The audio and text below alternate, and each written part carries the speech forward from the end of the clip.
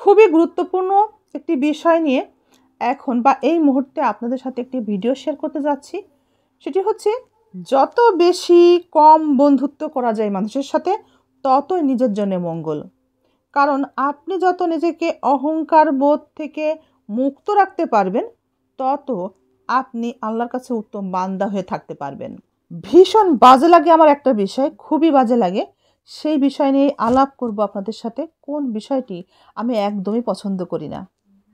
তার আগে বলি, আমরা যখনই অধিক বন্ধু তৈরি করব, অধিক মানুষের সাথে মিশবো, আড্ডা দেব, নতুন নতুন অধিক মানুষ, একের অধিক মানুষের সাথে আড্ডা দেওয়ার চেষ্টা করব, বা প্রতিদিন মিশবো, কাজ শেষে কাজের ফাঁকে ফাঁকে সেখানে যাব, 1-2 ঘন্টা, 5 ঘন্টা, কিংবা ছুটির দিন 2-5 ঘন্টা আড্ডা দেব, নিজের ওজন ভাই হালকা হয়ে যায়। সত্যি বলছি। জানি না আপনাদের কেমন লাগে, আমার তো মনে হয় খুবই বাজে লাগে। নিজের ওজন ভীষণ অন্যের কাছে হালকা হয়ে যায়। আপনি যতই উচ্চ মানের মানুষ হন না কেন, উচ্চ ডিগ্রিধারী মানুষ, উচ্চ পদে চাকরি করেন, ভালো বেতন পান, যেমন মানুষই আপনি হন না কেন, যত বেশি মানুষের সাথে মিশবেন, মেলামেশা করবেন, উঠা বসা করবেন, প্রতিনিয়ত তাদের সাথে সাক্ষাৎ করবেন, তাতে আপনার ওজন ভাই হালকা হয়ে যাবে। আজকাল আমাদের আশেপাশের মানুষগুলো নিজেদের অস্তিত্ব সম্পর্কে কিছু জানে না। তাদের অস্তিত্ব কি আছে সেটা তারা দেখেই না। বরং আপনি যদি একজন ডিগ্রিধারী মানুষ হয়ে থাকেন, আপনি উচ্চ মাপের মানুষ হলেও আপনাকে নিয়ে এমন এমন প্রশ্ন করবে, এমন এমন আপনার কাছে প্রশ্ন করে বসবে, সেই প্রশ্নের উত্তর দিতে গিয়ে আপনি হিমশিম খেয়ে যাবেন। আপনার ইচ্ছাই করবে না ওই প্রশ্নগুলোর অ্যান্সার দিই, তবু আপনাকে দিতে হবে। আপনার সম্মান রক্ষার্থে, আপনি তাদের কাছে নিজের দুর্বলতা ঢাকতে, অথবা তারা আপনাকে যেভাবে চায় তাদের সামনে আপনি কিভাবে নিজেকে উপস্থাপন করবেন, সেটা ভেবেই আপনাকে অনিচ্ছার পরেও উত্তর দিতে হবে। সেটা অহংকার বোধ থেকেও হতে পারে, আবার স্বাভাবিকভাবে আপনার ব্যক্তিগত লাইফ সম্পর্কে হতে পারে। আমাদের আশেপাশের যেসব বন্ধুবান্ধব আপনজন থাকে, কিছু মানুষ, তাদের সাথে যদি আমরা রেগুলার মিশি, উঠা বসা করি, তাদের একটা ব্যাড হ্যাবিট আছে ব্যক্তিগত লাইফ নিয়ে টানাটানি করা।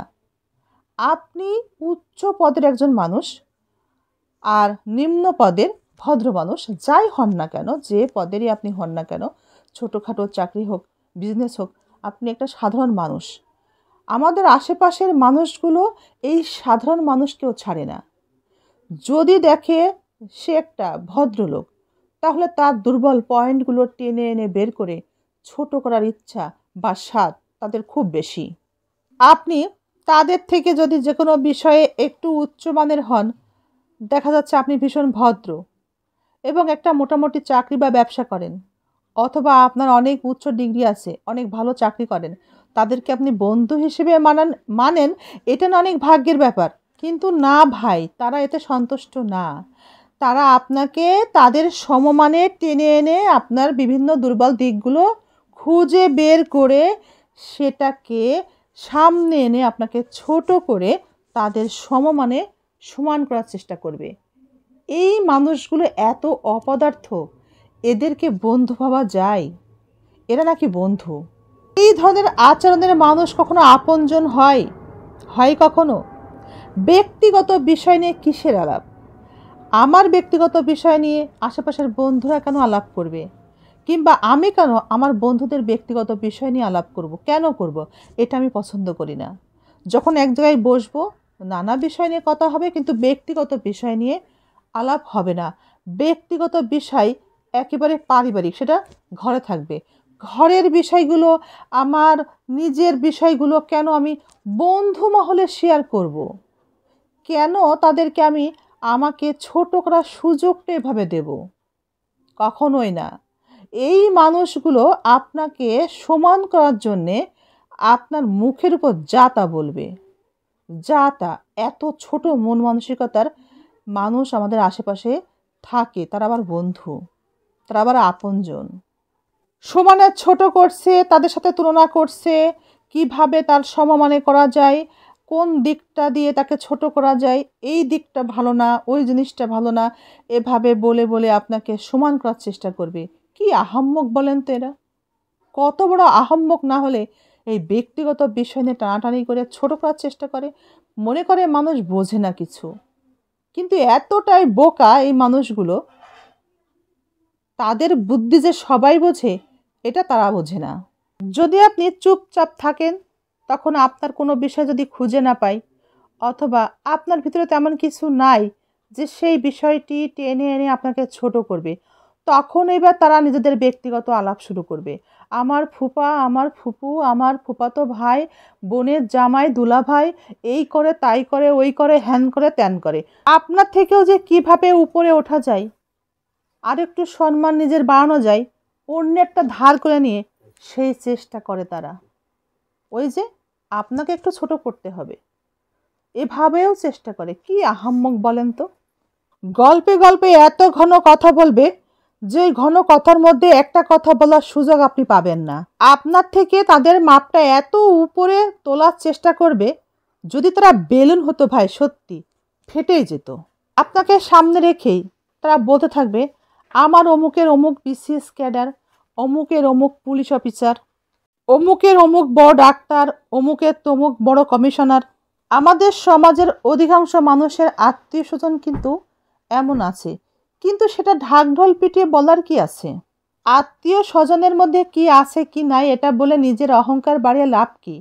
এটা আমার মাথায় আসে না। এ দিয়ে নিজের অহংকার করে কি লাভ?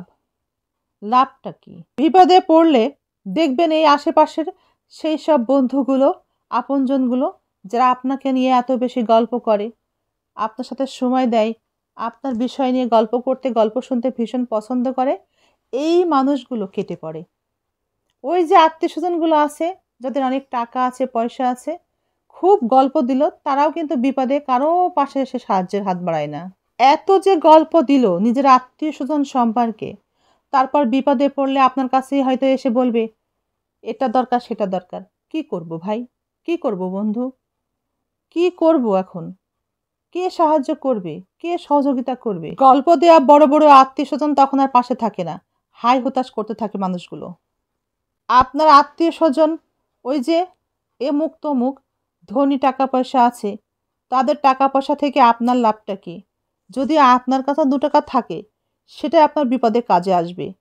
ওই ধনী লোকের ঘরে ব্যাংকে টাকা আছে, ও ব্যাংকেই পড়ে থাকবে, আপনার বিপদে একটা টাকাও তুলে এনে আপনার পিছনে খরচ করবে না।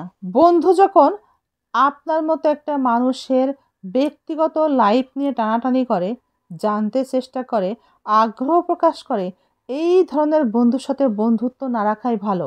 আপনার দুর্বল বিষয়গুলো খুঁজবে আর নিজেদের আত্মীয় স্বজন নিয়ে শো অফ করতে থাকে। নিজে যদি ভালো কিছু করতে পারে, তবে সেটা নিয়েও তারা অহংকারের সাথে শো অফ করে। বন্ধু এবং কিছু আপনজন প্রতিদিন এক জায়গায় বসে আড্ডা দেয়, আর এই ব্যক্তিগত বিষয় নিয়ে আলাপ চলে দীর্ঘ সময় ধরে। এটাই আমার কাছে সব থেকে বেশি বাজে লাগে।